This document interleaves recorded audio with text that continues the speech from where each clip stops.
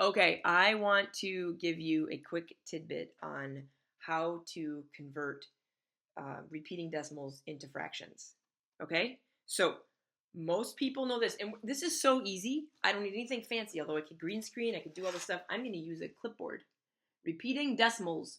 We know that 1/3, if you divide it, right, or you put it in your calculator, becomes 0.333333, which we put the repeating bar, right? But how do we go backwards? How do we go from 0.3 back to this without having it memorized? Okay, I'm going to tell you. You put it over 9.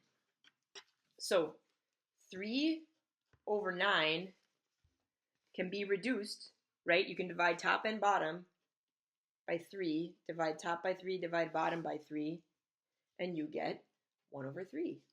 How simple that is. Easy peasy lemon squeezy, as the kids say. But it goes even more, okay? If you have 0.6 repeating, you might recognize that one. That is 6 over 9, which the kids at home regularly call 2/3. But wait, there's more. If you have 0.7 repeating, does that work?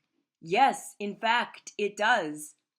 This is 7 over 9. The thing is it can't be reduced. That's why you don't recognize it as 1/3 or 2/3. Okay?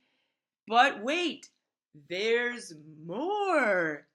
What if I had 0.62626262 that went on forever? I gotta get my ellipses dots. How would we do that back to a fraction? You take the repeated part, right? So that's the same as 0.62 repeated, right?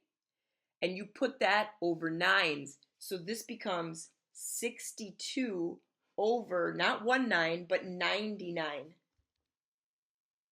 Okay? And then you can simplify that if possible. 62 over 99 cannot be simplified, but let's say it was 663, right? We can even let's do a bigger number, 0.728 repeated. Okay, how do we do that one? Well, that is the same as 728 over 999, and then simplify, but leave it as a fraction.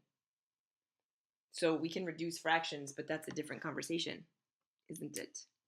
Learning how to reduce fractions has everything to do with learning how to do numbers. Happy math. Until next time, friends.